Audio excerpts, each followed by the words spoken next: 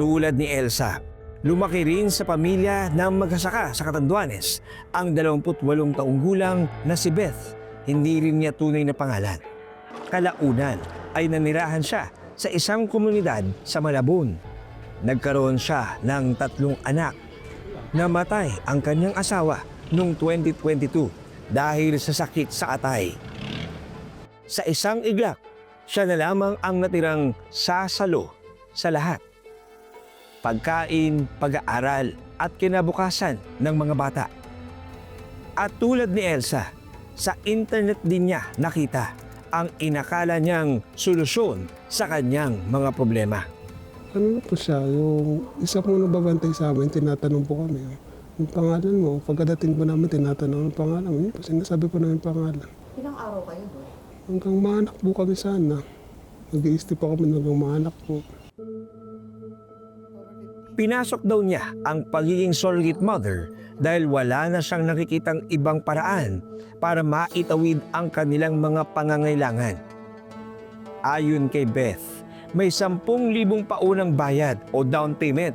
May buwanang allowance na hindi bababa sa 30,000 pesos at may pangakong 100,000 piso kapag natapos ang pagbubuntis. Halagang nagtutugma rin sa pahayag ni Elsa. Bago po kami nilagyan, hindi po IVF po kasi. Nalagay lang po yung embryo na ano, 10,000 po down payment. Yun po. So mo din nila? Doon po sa mga anak ko. Ang gastos na. Opo. Para sa isang inang hindi alam kung saan kukuha ng susunod na baon ng anak, sapat na raw itong maging dahilan para umuo sa inaalok na pagkakakitaan. Kaya matapos silang saliping, may mga tanong na di maalis sa kanyang isipan. Hindi naman po ko biktima kasi sariling anak ko naman po ito. Aalagaan ko naman po ito pag uwi ko po. So, pag uwi mo, pag-desisyonan mo na, kasi hindi na yan makukuha ng IT, di ba? Ayun po, so bubuhayin ko na po siya tulad po ng 3 kong anak. Pali magiging 4 na po silang bubuhayin ko po. Nagtatrabaho na lang po ako. Hindi po sa ganitong paraan. Ang ikatlong surrogate mother na tatawagin nating si Mika. Laking lolo't lola sa Samar, isa sa pinakamahirap na probinsya sa Pilipinas. Matapos makapag-graduate ng high school, nagbenta siya ng isda sa Navotas Fishport.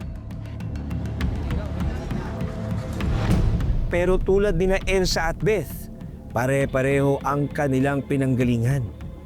Kahirapan, pagiging ina, at hindi matakasang responsibilidad. Post lang ako ng na may anak ako, tapos kung mag-video lang ako kung willing ako maging surrogate. Tapos binidyo mo sa rinjo ko. Opo. Nalaman din namin na ang pagkakaroon ng anak ay isang requirement para pumasa bilang surrogate mother.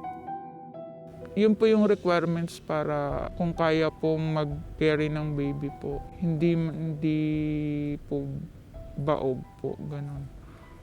Prove po. Paniwala ni Nika, walang mali sa kanilang ginagawa na makatulong sa kapwa habang tinutugunan ang mga sariling pangangailangan. Nagalit po ako kasi wala rin po kasi magagawa kasi sabi wala daw permit yung agency sa DOH po. Ayon sa International Federation of Gynecology and Obstetrics, ukol sa presyohan ng tinatawag na surrogacy tourism sa Estados Unidos, pumapalo ang presyo sa $150,000 hanggang $220,000 o katumbas ng mula mahigit 9 million hanggang 13.2 million pesos.